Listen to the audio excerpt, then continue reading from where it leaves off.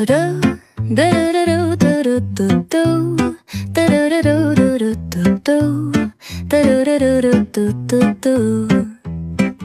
sun is shining bright like a colorful aurora.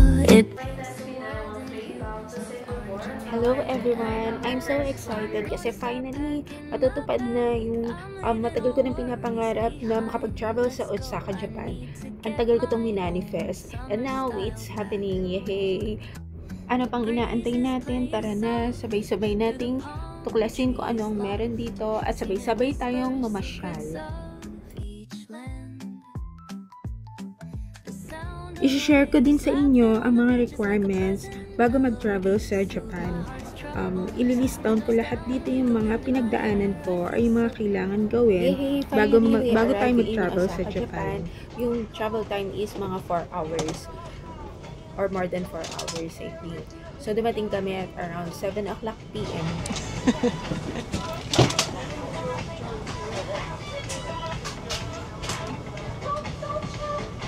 Tayong dalawa. Iba yung ano mo. Bakit?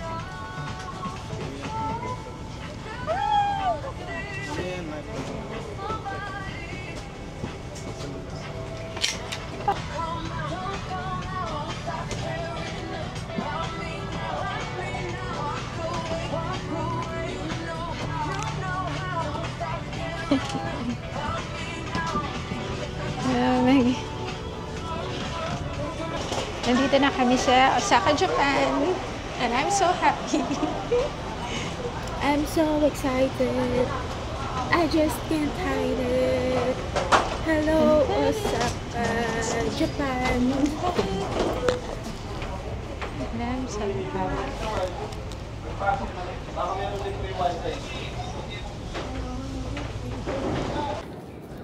Hi. We're done sa immigration center at sa immigration center. Yung sa immigration lang po. Bali, sobrang haba ng pila. Mag-alat kayo ng 1 hour to 1.5 hours. Kasi, ewan ko, kasi ang daming mga tourists. So, may mga kiosk doon na hindi gumagana. So, expect nyo na mag-aantay kayo ng... Nakita ko na yung pink na ano. Ano, gusto mo ba mag-konting food lang? Mga sandwich, gano'n? O, sige. Pero 1 hour yung biyahe, ah. Para aware ka. Darating na tayo mga 9:30. I-save mo na lang yung chance. Sandali. Ano ba kailangan dito? Yung Gcash mo lang. Gcash na card. Ayan.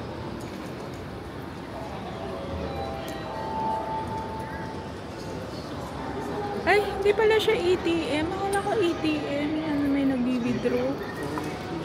Baggage pala.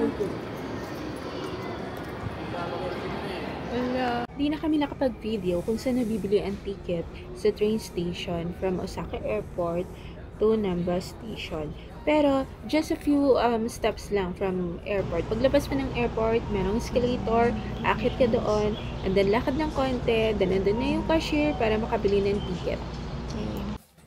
We booked through Agoda, at ang nabook namin ay Good ang morning, Tata Hotel. guys. So, napansin nyo guys, Alis maliliit na kami lang ng talaga yung mga hotel. hotel rooms dito sa Japan. And okay lang naman, maganda. Get ready with us. Comfortable, okay yung CR. And this time, nagre-ready na kami papunta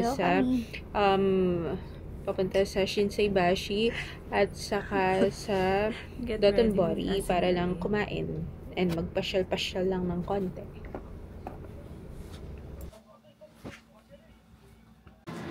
At eto na nga yung pinakahihintay ko.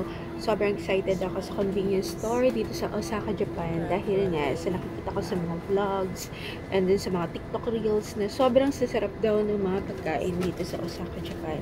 And totoo nga, sobrang sasarap nga. At ang dami kong nagustuhan ng mga pagkain dito sa convenience store. Meron sa 7-Eleven, meron Family Mart, Lawson, at lahat yun trinay ko.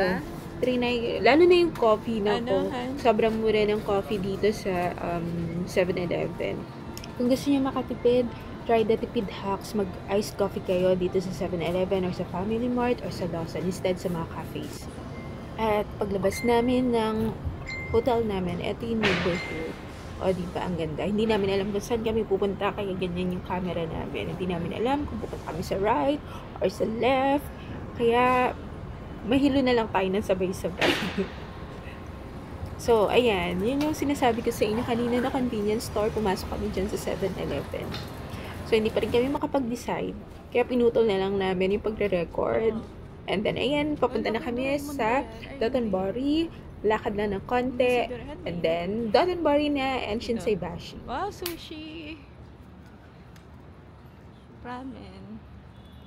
Sorry na guys, hindi siya si Doraemon. So, siya pala si Don Quixote. Sorry naman, first time makakita ng totoong Don Quixote. Kasi sa mga... Ang Don Quixote ay kilalang store dito sa Japan kung saan makakapamili ka ng kung ano-anong bagay na dito lang sa Japan makikita. So later, papakita ko kung ano yung mga nasa loob ng Don Quixote store. Grabe, sobrang linis. Yung dito tayo, tapos kakanan tayo dyan. Ganun din yata eh. Picturean mo nga ako dito. Magpicturean tayong dalawa. Ano yan? Ito pa yan. Ewan ko. Ba't siya hanapin na nanay? Ito yan yung famous crab, oh. At saka yung Glicoman hanapin natin. Yung? Glicoman. Ganda. Nakiki-Japanese ako na. Yung outfitan natin. Dito kayo. Ito na nga, ito yung famous Wagyu ng Japan. At finally, matitikman naman na rin namin yung Wagyu dito sa Japan. At nakita nyo nga, sobrang mahal siya. Kaya isa lang yung binili namin. Para lang matry. So, nag-try din kami ng takoyaki. Kasi nakita namin pinipilahan siya. So, nakipila na rin kami.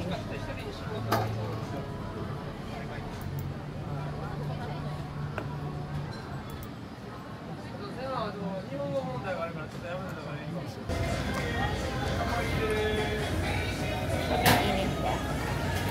Hindi. Nausok eh. Sige nga kung hindi. Oo, nausok oh. Hirap. Mainit ba? Mag-wrap ka na, dali.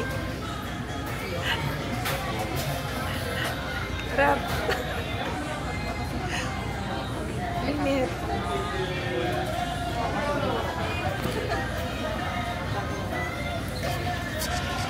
Liquid pa yung loob eh. Eh? Liquid pa yung loob.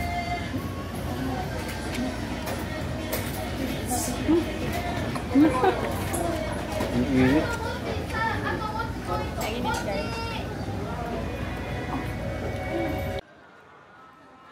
Wala akong makitang iced coffee. Pagkatapos namin kumain ng Wagyu, ng scallops, ng takoyaki, may energy na kami ulit para mamasyal. So, nandito kami ngayon sa Shinsaibashi para tumingin ng mga luxury bags. Titingin lang, hindi kami bibili. Dahil na-curious ako kung itsura ng mga murang mga luxury bags dito sa Shinsaibashi. Ano ba yan? May Wagyu?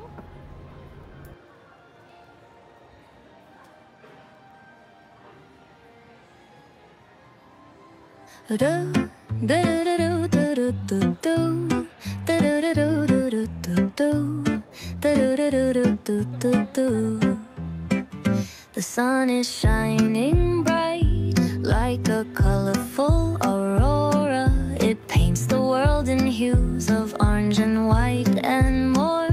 I'm gonna start packing my bag. I'm leaving all worries behind. Let's go. I need to get my own summer style back. The breeze is playing soft through the palm trees loft. Seen it whisper secrets of each land. The sound of the waves lapping on the beach is like a pleasant melody. Soothe my heart's troubles. Windows down with the wind in my hair. I feel so free. Oh, it's the smell of summer. My summer trip. Take me away, all worries to a place where my heart can play. Under the stars, by the ocean shore, by the vast grasslands. Oh, it's the smell of summer.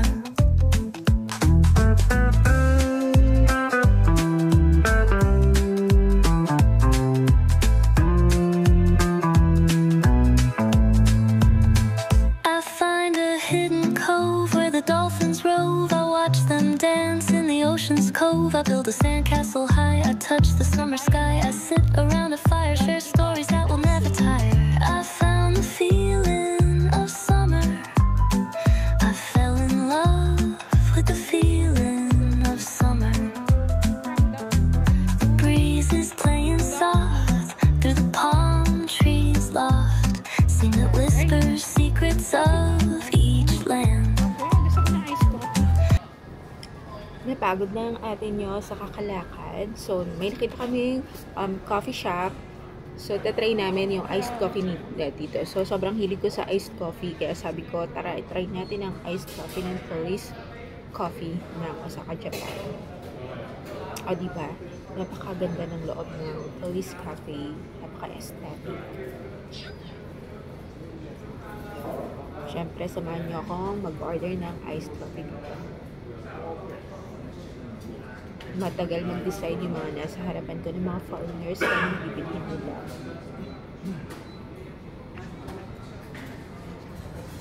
Mga kuya, pakibilisan po please.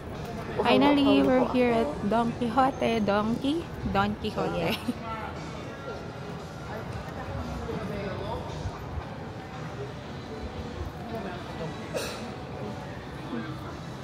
Pwede kayang drinks dyan?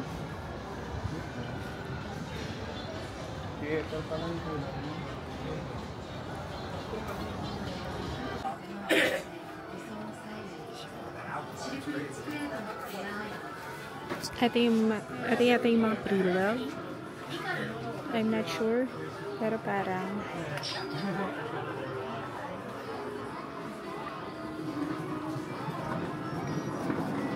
Wow.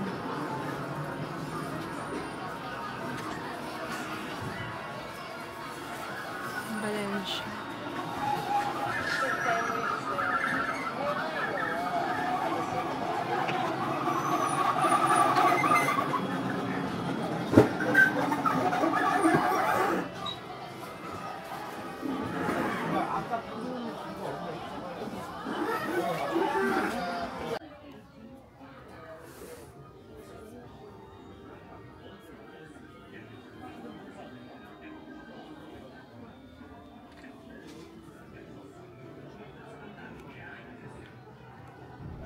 Sobrang mura ng mga branded items dito sa Don Quixote.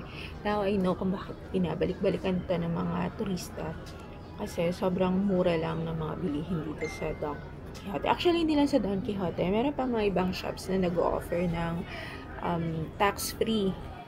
Meron dito mga Calvin Klein, meron ding Guess, merong Coach, Michael Kors, Anne Klein, at kung ano-ano pa. So, pwede nyo i-check dito pag nagpunta kayo dito sa Osaka, Japan. Syempre, meron din mga high-end branded items like LV, meron dito Gucci, Balenciaga, at kung ano-ano pa. May Chanel din. So, yung mga mahilig dyan sa mga branded items, Don Quixote is a perfect store for you. Ayan na nga ba, sinasabi ko, second day pala namin dito sa Osaka, Japan at nabudol na agad kami. Nakita niyo yung hawak-hawak ng kasama ko. Malapit lang naman. So, yan na nabudol sa amin for today's video. Wala bang CR dito? Pero we're so happy. Papabalik naman na tayo eh. Mag-Google Map na lang ulit tayo.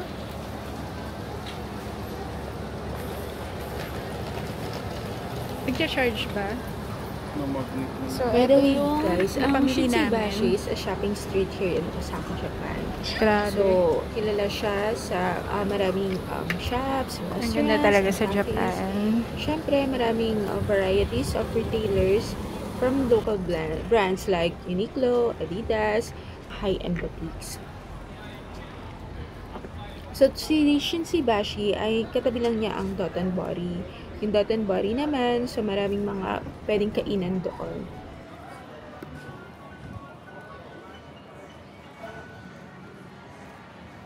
Ito sushi, kinakamay talaga ng chef yan.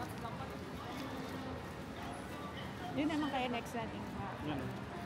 Sushi, umiikot. sa dinner. Beauty.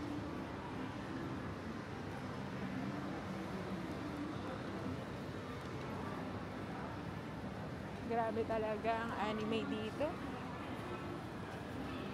Anime, anong tawag nito? Capital of, ano?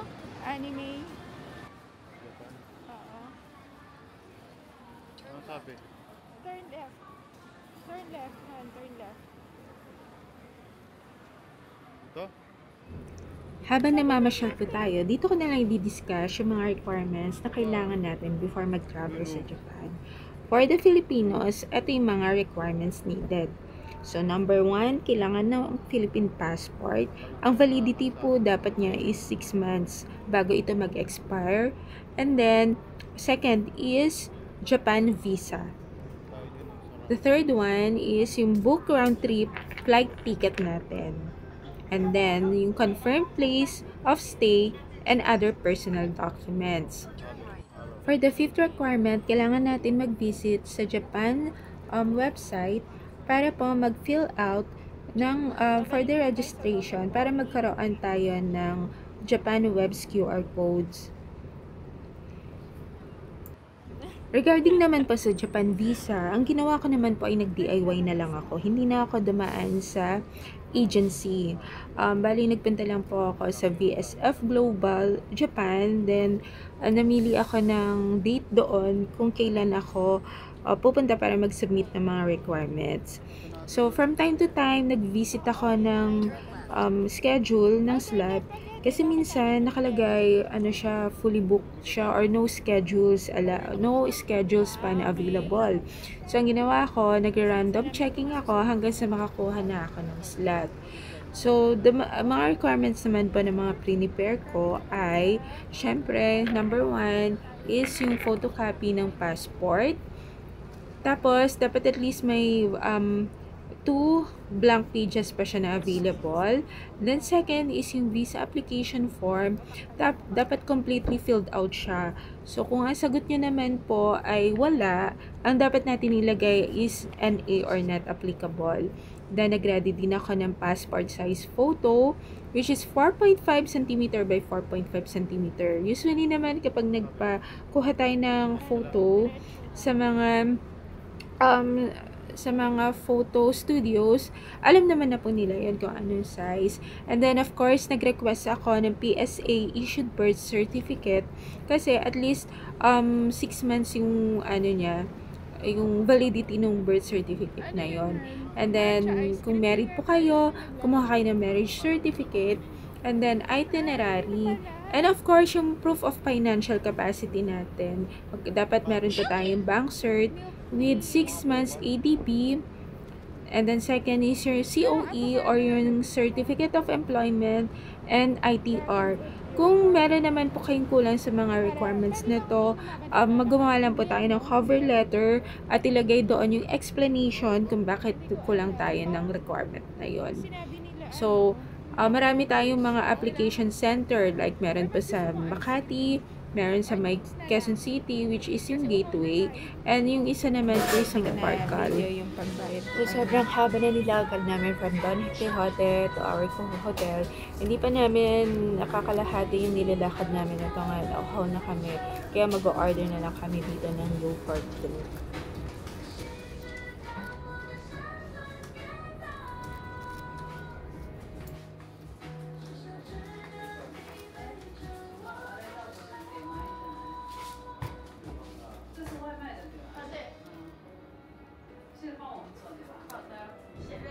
After namin sa Don Quixote at kumain sa Dotonbori, nagpahinga lang kami saglit. And then, lumabas ulit kami para hanapin naman yung Glicoman para makapagpa-picture naman kami kay Glicoman. Just a 5-minute walk, nandun na kami sa Dotonbori. So, I'm excited to have a picture with Glicoman. So, ngayon ay chill day lang kami. Actually, wala naman kaming itinerary today kasi naisip namin na magpahinga lang muna kasi bukas meron kaming tour sa Klook. Coffee house. Asan na? Saan na yung Glicomanhan?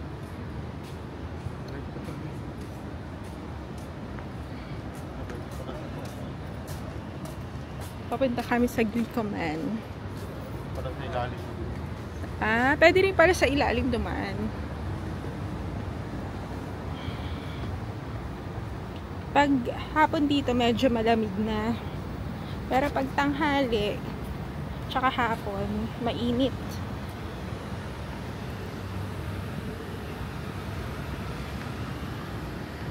Ang ganda ng ano nila po. Ng estero. Ano tawag dyan? River? Estero lang yan. Pero ang linis ah.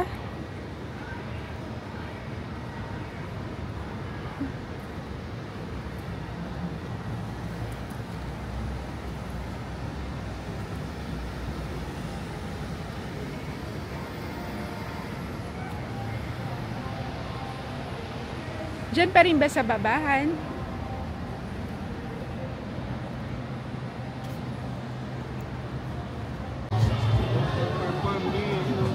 Asan?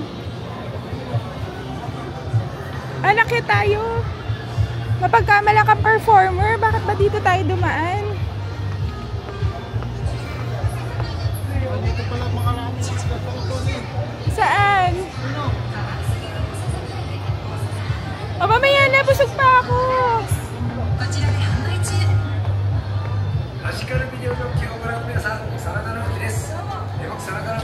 Ay, ito pala yun. Nadaanan na to natin to kanini.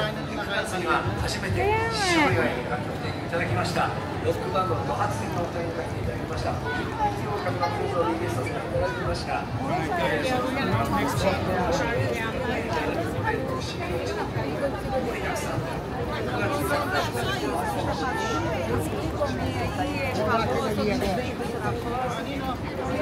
Oo nga, pension yun ng ano eh.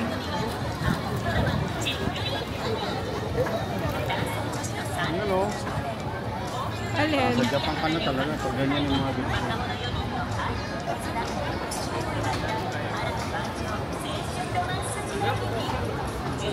Ay, i-video mo. Oh, may tao sa...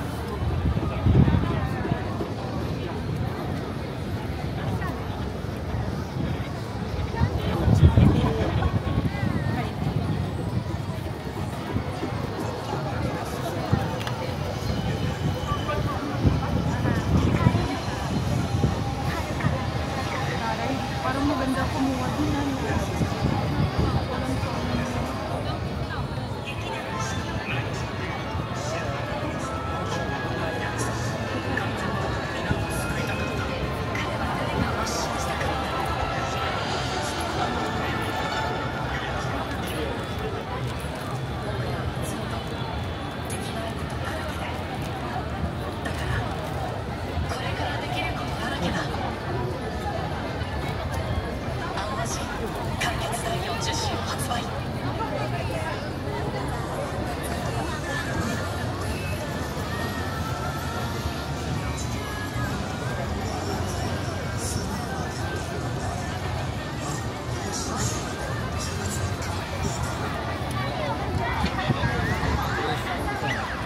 Nakabote?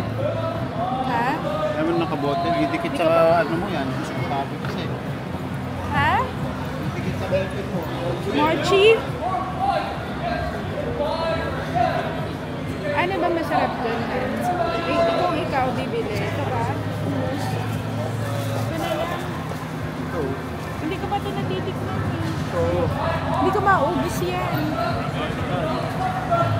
Sige.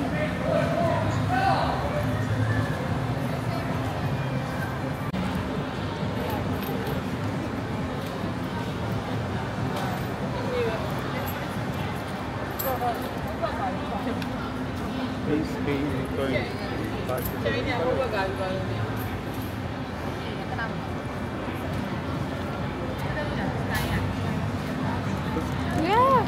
Thank you!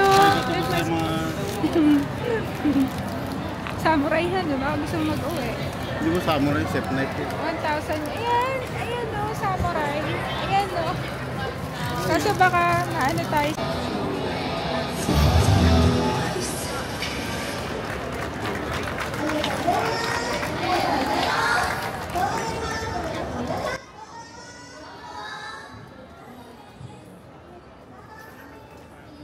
Ito yung itsura ng Osaka kapag gabi. So, nakita nyo meron mga nagpe-perform na mga Japanese performer. At ang dami talagang turista na nanonood dyan sa area na yan. So, tapos na kaming mamasyal, tapos na kaming mag-dinner, tapos na namin i-explore yung shopping street ng Osaka. Kaya ngayon, babalik na kami sa hotel namin. Pero before kami bumalik ng hotel, eto nga, dumaan kami dito sa area na to, at nakita namin, andyan pala yung mga nagko-cruise dito sa may parang river na yan. So, True Look, meron din kayo mabubook yan. Pero kami, hindi na kami nag-avail.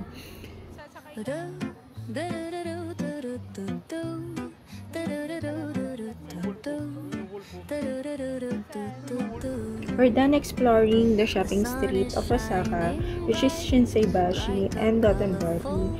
So thank you for watching my vlog, and see you again on my next vlog, which is Kyoto and Nara. Thank you, bye!